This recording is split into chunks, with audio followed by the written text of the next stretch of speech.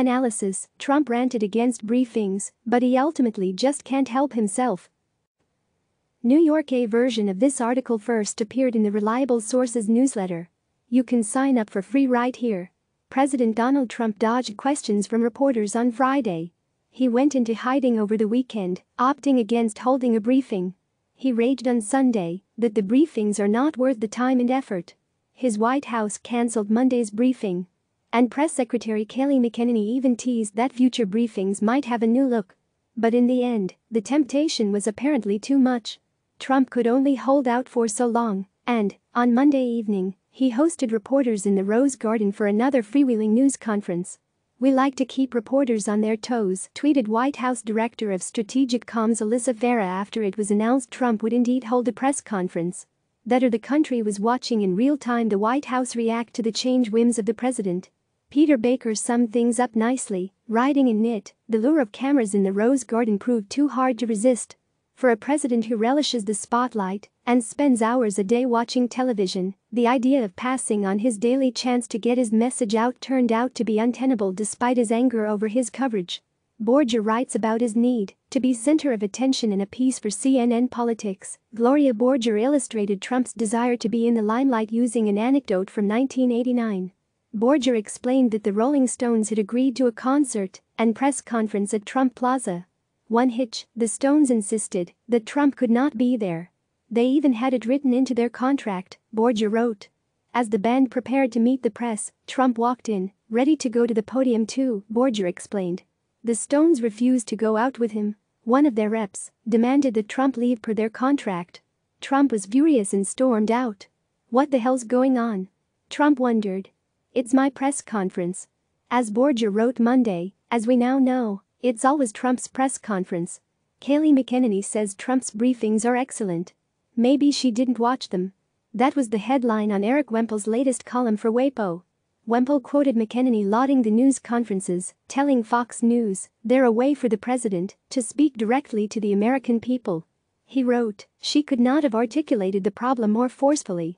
Related, Wemple also published video of White House aide Katie Price trying to force Caitlin Collins and Chris Johnson to swap seats at Friday's briefing. Joe Lockhart's advice for reporters. Attention White House reporters. Joe Lockhart offered some good advice on how to press the White House for answers, based on his unique experience from years of anticipating questions and follow-ups, plotting out answers and understanding where the traps are.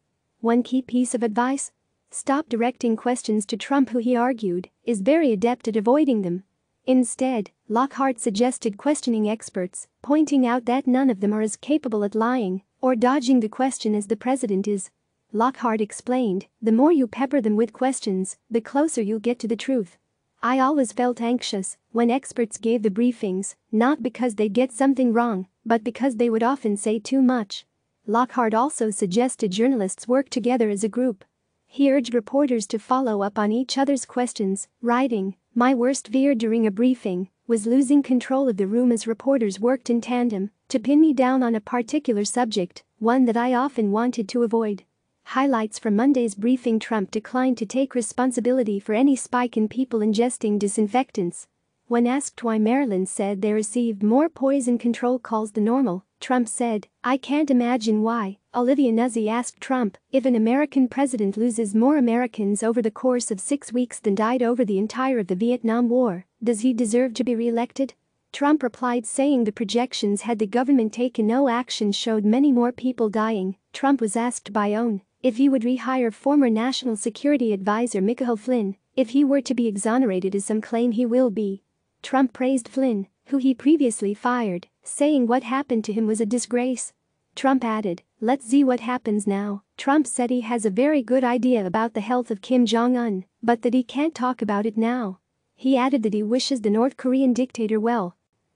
For the record, Elizabeth Williamson profiles Kayleigh McEnany, describing her as a press fighter. NIT, Chris Hayes said Monday night. In the U.S., the person in charge who is tasked with this incredibly difficult moment with assessing these complicated questions leaders around the world are wrestling with is a guy who spends his day watching TV and rage tweeting. Mediate, Maggie Haberman tweeted that the White House omitted several outlets from a briefing on testing Monday during a pandemic in which millions of jobs have been lost. and the food supply chain is being threatened. White House officials used the same tactics that were often used in the 2016 campaign against outlets. The president is unhappy with re-testing announcement. Twitter, the WHO wants to fight the coronavirus infodemic.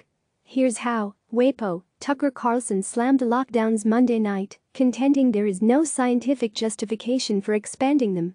Carlson argued the curve may not have been flattened because of the quarantines, but simply because the coronavirus isn't nearly as deadly as we thought it was. Mediate, Dr. Deborah Birx's balancing act between science and President Donald Trump's disinformation may be reaching the point of no return, write Stephen Collins and Meave Reston. Andy Lack, Heart of Journalism has never been stronger. In a piece published on news.com, Andy Lack wrote that despite challenges facing the industry, he believes that what has become powerfully clear during this pandemic is that the heart of journalism has never been stronger.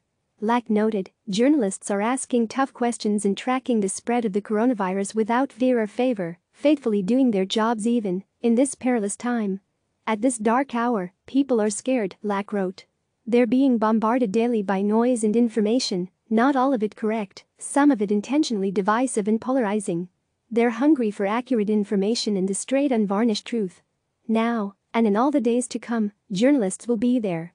Fox cuts ties with Diamond and Silk on Friday. I pointed out that Diamond and Silk had mysteriously vanished from Fox News after spreading some outlandish coronavirus misinformation and conspiracy theories. Their weekly Fox Nation program hadn't been uploaded since early in the month. It was normally posted each week, and I couldn't find any recent on-air appearances from them. Now, we know why. The Daily Beast's Lachlan Cartwright and Justin Baragona reported Monday that the network had cut ties with the pro-Trump duo. After what they've said, and tweeted, you won't be seeing them on Fox Nation or Fox News anytime soon, a source told the Daily Beast. The network, however, won't confirm it on the record. I emailed a spokesperson and didn't hear back. Brian Lowry emails his thoughts. Diamond and Silk and Trish and Fox News is in an interesting double bind PR-wise, it would seem, regarding these instances when it cuts ties with talent after inflammatory remarks. Why?